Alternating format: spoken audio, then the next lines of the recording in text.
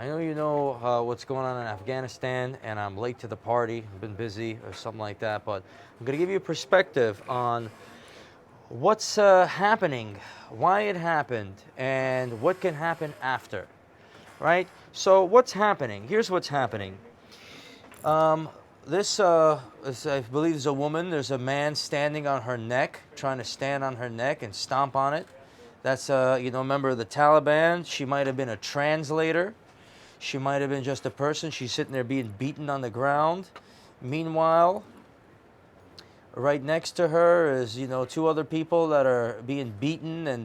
And this is happening all over Afghanistan as the Taliban is taking revenge on the citizens of Afghanistan that helped the U.S. Army. So let's break down the situation. Right, you had to go to Afghanistan, so on and so forth. You can't stay there forever. Listen, it's not a war, right? There's a difference between a war where we're storming the beaches of Normandy with 300, 400,000 troops and a war where 2,000 American soldiers are, in a reinforced Air Force base firing drones and destroying Taliban, keeping things under control. You got to make the difference between the two, right? It's a 20-year war, so what? We had to go there. We didn't ask to go there. We had to go there. Now that we were there, there's a course of action to take. If we wanted to come out, we wanted to come out. Here's what you do if you have any sense at all. Right? There's a lot to cover here. There's a lot of reality to unravel for the people that are blind, for them to see. If you're leaving, right? If you're leaving, would you take the soldiers out first and then the civilians last? I don't think so. Something is deeply wrong, right? If your leadership and they're, like right now they were doing in Afghanistan, the gender studies and all this bullshit. It's really what I've been saying from the beginning. It's all a lie. It's all a facade, right? It's well-wishers and all of these dreamers and all of these people, when in reality, what you get is this. This is what they're really doing. And you have to open up your eyes for that because people accept it. Particularly Joe Biden, Kamala Harris. We did it, Joe. We did it.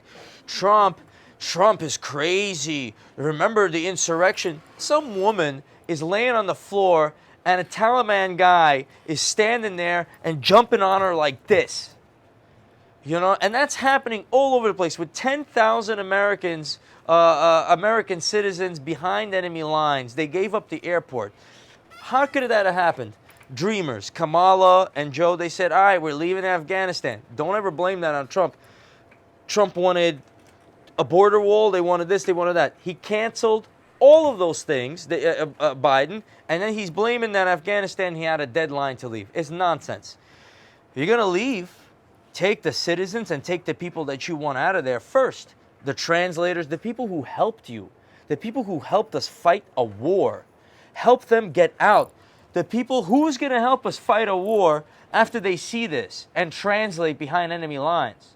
Nonetheless, this nation, because Trump was tweeting a lot and did a lot of sad things, elected a senile old man under control of some dreamers. Those dreamers decided to wave a magic wand and say, bring the troops home, and that's that.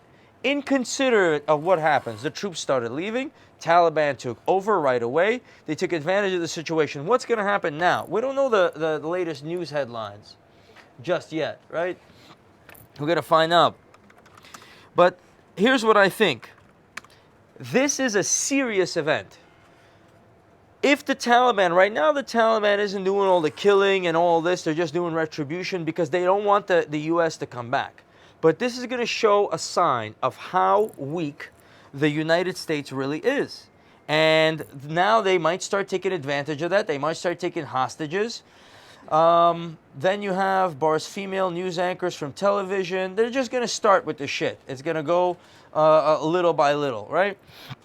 China's going to see it. There's a lot of talk of them about to take Taiwan. If they ever want to take Taiwan, it better be right now.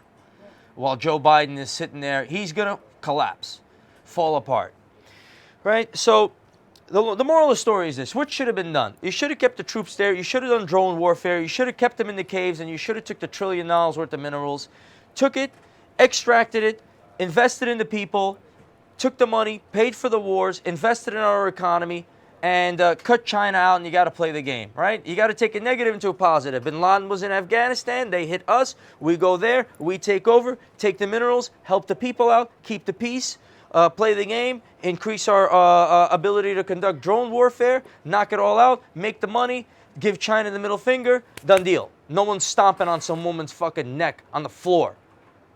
But that's not what you got with Joe Biden. That's not what you voted for because Trump made you sad.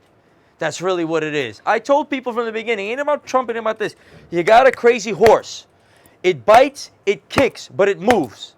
That's what you had with Trump. You took a crazy horse and you trained it into a horse with 3 fucking legs. And now you're stuck in the middle of the desert with it. And you got to go over the mountains of